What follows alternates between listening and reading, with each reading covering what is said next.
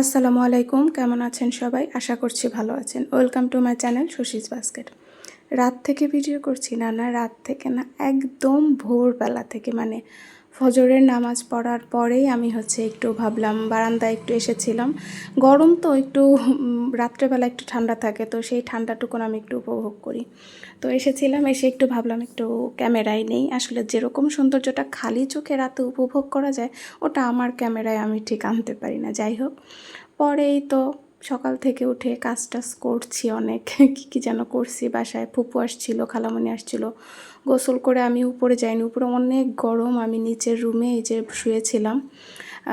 সব আসলে ইফতারির জন্য আমি একটু টুকটাক আজকে কিছু রান্না করব, সেগুলো একটু গোছগাছ করে রেখেছিলাম। এই যে চিকেনটা ম্যারিনেট করে রেখেছিলাম, একটু আদা রসুন বাটা দিয়ে, সাথে গোলমরিচের গুঁড়া, লাল মরিচের গুঁড়া, লবণ, সয়া সস, হ্যাঁ এগুলোই, আর একটু জিরা গুঁড়া দিয়ে আমি ম্যারিনেট করে রেখে দিয়েছিলাম। আর আম্মু এদিকে মামা আসবে বিধায় সেমাই রান্না করেছিল, কারণ মামা ফোন দিয়ে বলেছিল যে সেমাই রান্না কর বড় আপা, আমি খাবো তোর হাতের সেমাই। তো আম্মু তাড়াতাড়ি করে রান্না করলো, ঈদের সেমাই তো শেষ। আর এদিকে আমি নুডলস করব, বুঝতে পারছেন, চিকেন নুডলস। এটা আমি বোধহয় প্রথমবারই করছি কিনা আমি জানি না, আমি আমার মতন করে করেছি। জানি না কে কীভাবে করে, আমি আমার মতন করেছি। জাস্ট চিকেনটা ম্যারিনেটই আলাদা, আর যেরকম প্রসেস সেভাবেই করেছি। মশলা দিয়ে দিয়েছি। আর ওইদিকে দেখেছিলেন হয়তো, আলু পেঁয়াজ দিয়ে মাথা ভাজি করে রেখেছে, সেটা মাছের মাথা, আমার মাথা না, হ্যাঁ মাছের মাথা। আর এদিকে এটা বিকালবেলার, মানে ওই সকাল থেকে আমি সব কিছু গোছগাছ রেডি করে রেখে, আর কিছু ভিডিও তখন করছিলাম না, কারণ আসলে আমার ফুপি আসছিল, মামা আসছিল, কথা বলছিলাম আর আমি সব কাজ করছিলাম, কিছু দেখানো হয়নি। যদিও ফোনটা নিয়ে গিয়েছিলাম যে ভিডিও করবো, বাট মনে নেই। পরে বিকালে যে রান্না করছিলাম আর টুকটুক করে যা পারছিলাম সেগুলো একটু ভিডিও করে রাখছিলাম, কারণ ভিডিও তো দিতেই হবে, কিচ্ছু করার। এখন এমন অবস্থা হয়েছে, কোনো ভিডিও জমা নেই, একদম আজকে ভিডিও করে কালকে দিতে হচ্ছে। এই যে তরমুজ ফুপু নিয়ে আসছিল, সেটা কেটে রেখেছিলাম আমার জন্য আলাদা করে, সেটা নিয়ে নিলাম। শরবতগুলো রাখছিলাম, এই যে দেখেন একটু পড়ে গেল। চিয়া সিড দিয়ে যে শরবতটা আমি করে রাখি, সেটা আমি ঢেলে নিচ্ছি। ফুপু রসমালাইও নিয়ে আসছে, এটা আমার বোনের হাজব্যান্ড নিয়ে আসছে, সেটা আবার আমার জন্য নিয়ে আসছে, ওরা চলে গেছে।